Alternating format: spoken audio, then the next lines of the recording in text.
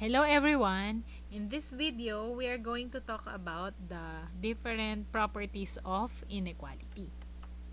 Okay, let's start with addition property of inequality. Addition or subtraction of any real number on both sides of an inequality will not change the sense of inequality. So, anong ibig sabihin ng sense of inequality? Ibig sabihin yan, kung greater than siya, it would still be greater than, even if you add or subtract any real number on both sides. Kung less than siya, ganun pa din. Kung greater than or equal, less than or equal, ganun pa din. So, yun ang ibig sabihin ng sense of inequality. Hindi mababago yung meaning ng inequality na yon by adding a real number or adding or subtracting any real number on both sides of your inequality. Okay, so if A is less than B, then A plus C is less than B plus C for all real numbers A, B, and C. Okay. This is also true for less than to. So, less than and equal, true pa rin to.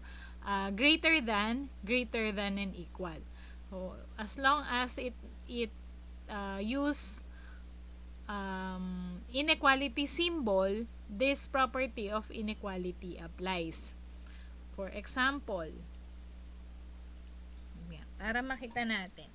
So, let's say we have 8 is greater than 4. Okay? 8 is greater than 4. So, if we add 2 to both sides, so this will become 8 plus 2 on this side, 4 plus 2 on this side. And the result is 10 and then 6 on this side. So, 10 is still greater than 6. So, yun yung ibig sabihin ng addition property of equality. So, since we added 2 on both sides of the inequality, and 2 is a real number, so it does not change the sense of inequality. So, mag-try tayo ng mag-subtract naman. Let's say, 0 is less than 7. Yan. True naman yung inequality na yan, diba? So, if we subtract, let's say 5 on both sides, this is 0 minus 5, 7 minus 5, this will become negative 5 and this side will become 2. And negative 5 is still less than 2. Okay? So, yung sense of inequality did not change. Okay, let's continue. Next, multiplication property of inequality. The sense of inequality is changed only when multiplying or dividing both sides of an inequality by a negative real number. So, dito, kapag naman pala mag-multiply tayo ng real number to both sides of an inequality, there is a possibility that the sense of inequality will change. And it will only happen if the real number that you will multiply or divide on both sides of your inequality is negative. Okay? So, it means, or in symbol, for all real numbers A, B, and C, if A is less than B, then AC is less than BC if C is positive, or if C is greater than 0, and for all real numbers A, B, and C, if A is less than B, then AC is greater than BC if C is negative, or if C is less than 0. Okay, this property of inequality also applies for less than or equal to, greater than or equal to. Sige, let's show some example. Anong ibig sabihin, tsaka bakit, why does it change the sense of inequality if you multiply negative number to both sides of your equation. Sige, maglagay tayo ng illustration para lang mapakita natin yung inequality. So, let's say we have 4 is greater than 1. Yan. 4 is greater than 1. Let us multiply both sides first by a positive number. if we multiply both sides by 3, this is 4 times 3, and this is 1 times 3. This is 4, and, this side is 12, and this side is 3. So, it is still greater than 3. The sense of inequality did not change because we multiplied a positive number. So, let's try to divide naman a positive number. Let's have an inequality. Negative 2 is less than 4. Yan. Negative 2 is less than 4. Okay, let us divide both sides by, let's say, 5. O siguro by 2 na lang pala para mas makita natin. Kasi baka hindi nyo ma-visualize kung magiging fraction yung result.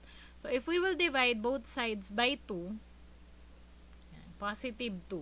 The result here will be negative 1. Ang result dito ay magiging 2. And negative 1 is still less than 2. So, it does not change the sense of inequality. Again, this is because we multiplied positive number here and we have divided this inequality by a positive number. Tingnan naman natin kung negative. So, I will just erase this one. Yan. Kung negative naman ang i-multiply natin. Let's say we have 5 is greater than 3. 5 is greater than 3. Let us multiply both sides of the inequality by a negative number. Gamitin natin. Negative 2 na lang. Para maliit lang siya. 3, negative 2. So, we have multiplied both sides of the inequality by negative 2. So, ito magiging negative 10. And this side magiging negative 6. So, ano ngayon ang mas mataas? Negative 10 or negative 6? Diba? Yung negative 6, yung mas mataas because for a negative number, if the absolute value is smaller, yun ang mas malaki ang value kung negative. Kasi yun ang mas malapit sa 0 in the number line, diba? So, ito ang greater. Ibig sabihin, dahil nag-multiply tayo by a negative number, na iba na yung sense ng inequality. So, kanina yung nasa kaliwa, greater than the value here on the right. Pero nung nang-multiply tayo ng negative number, same negative number on both sides of the inequality, hindi na siya naging less than. Hindi na siya naging greater than. Yung number here is not greater than the number here on the right. Naging mas mababa na siya. So, naging less than na siya. Okay? That's what happens if we multiply by a negative number. So, nababaliktad yung sense of inequality. Okay? So, try naman natin sa division. Let's have an inequality. Let's say, negative 9 is less than negative 2. Yan. Negative 9 is less than negative 2. Mas mababa naman talaga yung negative 9, diba? So, let us multiply both sides of our inequality by a negative number. Let's say, divide na lang pala gawin natin. Divide, sige. Let us divide both sides of our inequality kasi ito multiplication na eh. Division naman gawin natin. Let us divide both sides of our inequality by a negative number. Gawin nating negative 3. So, ito ay divided by negative 3. So, this side will become positive 3 and this side will become 2/3. Alin ngayon ang mas malaki sa dalawa? Yung 3. Okay? So, nung nag-divide tayo by a negative number, the inequality symbol is changed to greater than. Kanina less than, naging greater than. Okay, so ganun ang nangyayari kapag nagmumultiply tayo or nagdi-divide by a negative number. Yung inequality symbol na babaliktad. Kung may equal to, kasi yung may equal naman ginagamit siya kapag may mga variable. Which means the number may also be equal. Pero kasi pag ganito na specific yung value, hindi nyo na kailangang lagyan ng equal sa ilalim because obviously, hindi naman equal yung 5 and 3. Pero anyway, if the inequality symbol is greater than or equal to or less than or equal to, ganun pa rin ang mangyayari. Mababaliktad pa rin yung greater than at less than kapag nag-multiply or nag-divide by a negative number.